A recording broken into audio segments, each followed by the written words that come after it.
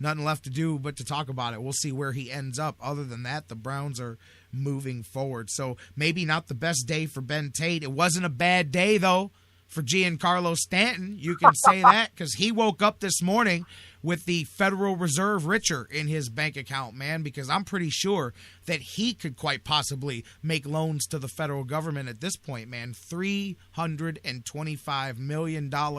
It's the phrase landmark, like Jeffrey Loria said, landmark moment. That's a landmark contract. Of course, they won't be around to pay it because he'll only be there for 2 years, and then they'll dump that contract off on the Dodgers or the Red Sox or something like that. But it now tops the 10-year, $292 million Miguel Cabrera contract and the 10-year, $275 million A-Rod deal.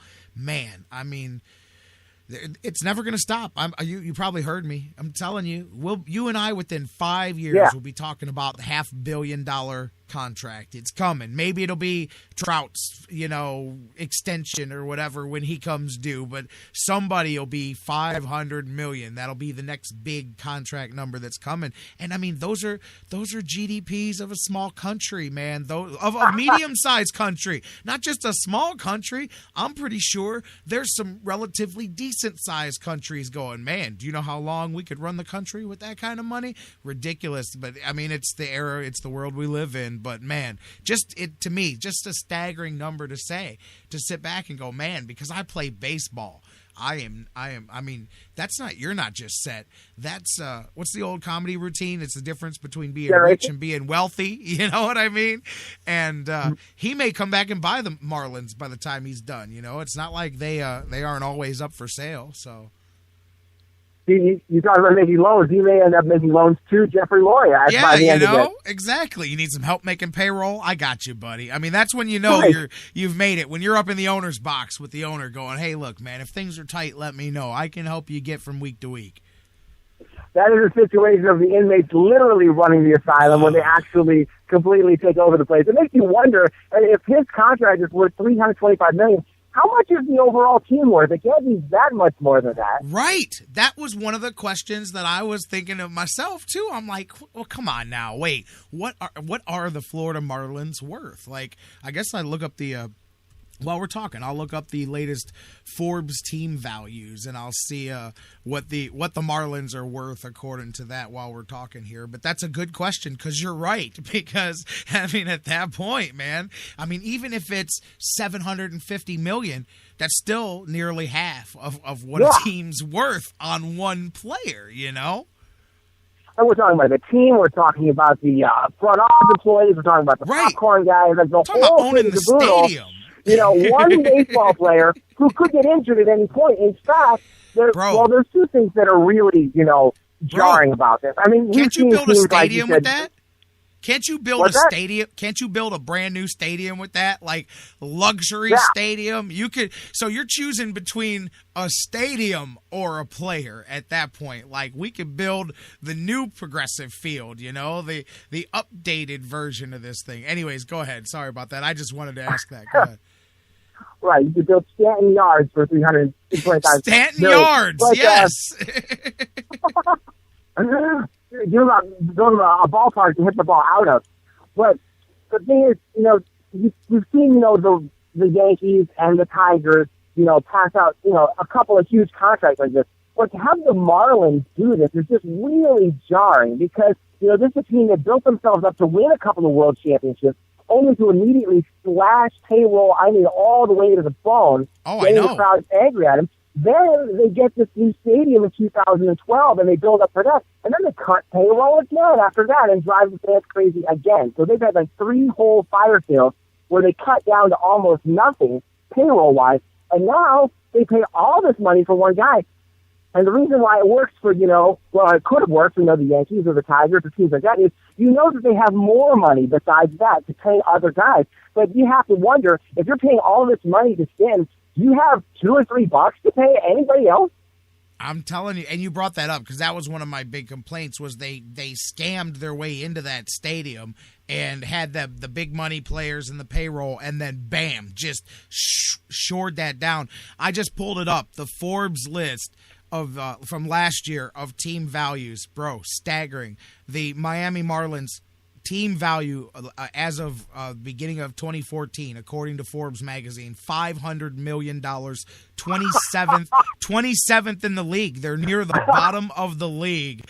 Their operating revenue is from the season last year. They made $159 million, lost $8 million last year in operating cash. But their current value is $500 million, and they just signed a guy to a contract that's technically like worth 75% of the value of their entire franchise. That's staggering right there for sure. And then we haven't even gotten into the aspect of, let's talk about who the hell wants to be on the back end of that contract, no matter how good you are. We're sitting here talking about owing, a guy $15 million for a year or two, and it's hamstringing your contract.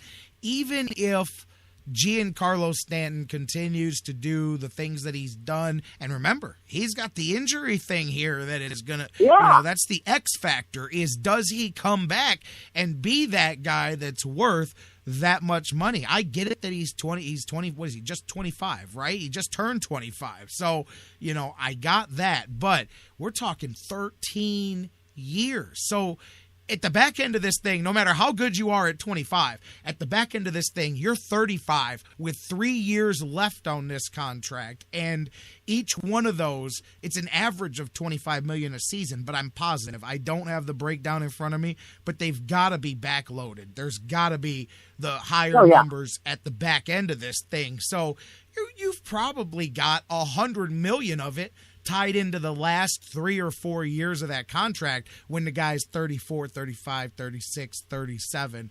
Man, who wants to be that team, man? It's going to be a bad contract, even if it's a great contract for the first 5 or 6 years.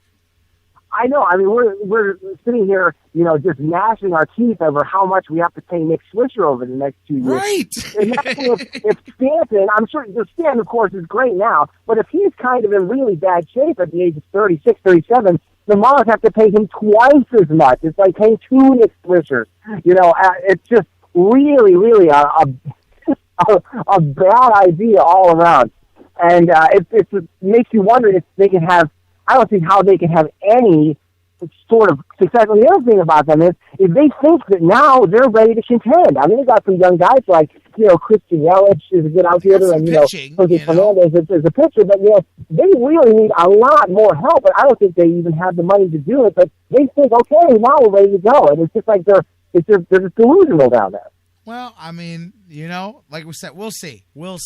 I'm sure people around their fans aren't even tripping about this contract. They're looking at each other on Twitter going, so who's actually going to pay this contract? I mean, because we know it's not going to be us. So, where did he actually sign with? I know the initial part of the contract says he's staying here, but we'll see. I mean, if he we just mentioned the injury, who knows how he's going to project back. I mean, you guys got to remember, for those of you guys that don't remember, think back to, being hit in the face with that pitch and back in September. Remember the video of it, man. So, I mean, there's the psychological. I know that he should, he should be able to come back. I get it. But, man, just standing in there, I'm just saying no guarantees that a guy comes back and does the things that he does. Even with that, he missed the last couple weeks of the season. He still hit 37 home runs last year. But, man, that's but whatever. The Marlins made that. We'll see. The Marlins made that risk, and again, it's the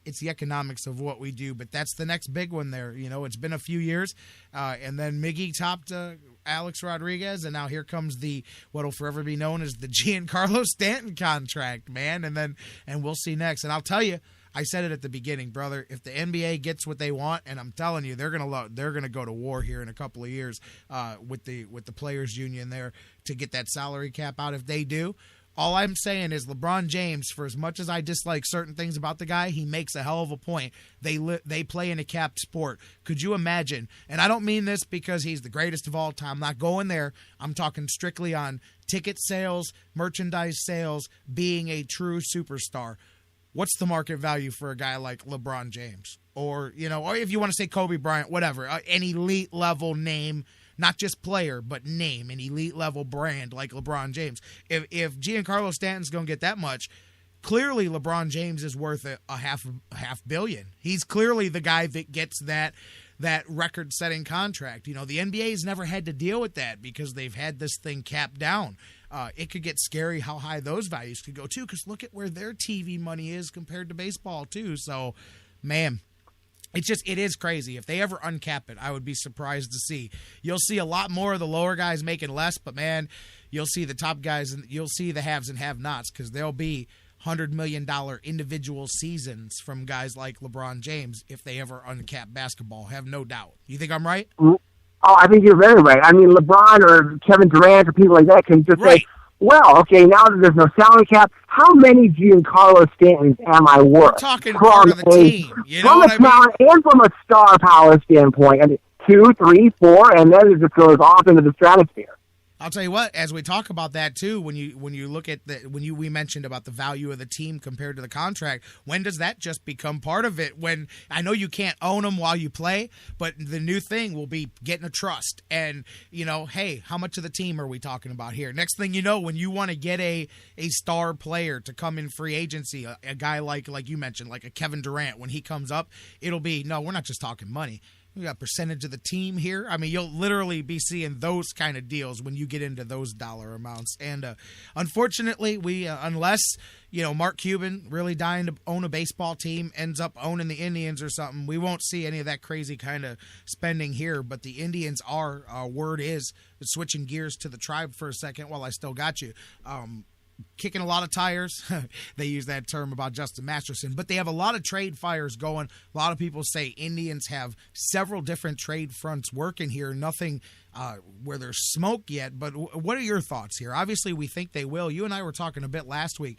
Do you see anything where you just see a real fit with two teams? I know I've seen some people say, hey, the Red Sox and the Indians have a couple of different things, and there's been talk that the Sox are hot on Kung Fu Panda, and perhaps if they don't get him, they may be interested in working a deal with Lonnie Chisenhall. So we've heard the Padres and some of the pitching that they have. There may be an interest in a trade there. What are your thoughts on some of that? Well, one thing I could see is possibly doing a deal with the Dodgers, where we got Juan Uribe at third base and then move Chisenhall to the outfield. And then you can move, Murphy to someplace else for possibly some minor leaguers to free up some pitching. Because I think that maybe the Indians might start to realize, we need a little bit, as good as Chisenhall is from a power standpoint, there's not a whole lot of other power-hitting third baseman out there. Why don't we try to make third base more of a defensive strength, considering how bad the defense was? You could get Uribe, or you could sign Casey McGehee from the Marlins, who I think is a free agent, another really good defensive third baseman, and maybe, move the power away from that spot and have that be a source of defensive strength. Of course, we've seen that work for teams like the Royals and others, and maybe try to move Chisenhall either to another team or to the outfield and get, just move that power out there. So I could see basically an overall shift of third base not being a power position, but really trying to beef up the defense in order to put the power someplace else. Listening to the Sports Fix, you are, across the Sports Fix Radio Network. Jeff Gorman, J-Rock here, doing the Indians talk thing, and I'm with you. And that's some possibilities there as well. I'm telling you, I said before Thanksgiving I wouldn't be surprised. We saw yesterday as some of the trade wins already beginning to go. We saw Jason Hayward getting dealt yesterday to the Cardinals in that deal, and usually it just takes one or two moves like this, contract signing and trade, to start to get things going, because we're there now. I think that the Indians make their first move. Maybe it's not going to be earth-shattering, but I think they'll make their first move here. We'll have something, I wouldn't be surprised, before Thanksgiving, so somewhere in the next week or so.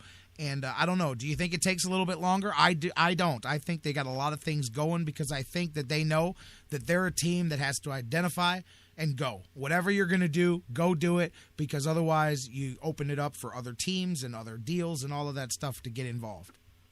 Right, I agree. I don't think the Indians are going to wait any longer than the end of the month, because, as those dominoes start to fall, your options start to go away from you. And I think the Indians wouldn't be shy about getting aggressive enough to make sure that they have the pieces in place that they want. So, yeah, I think they'll probably get kind of aggressive. It's interesting to see. If you think about some of the pitchers who have been traded, Shelby Miller just got traded over to the Braves.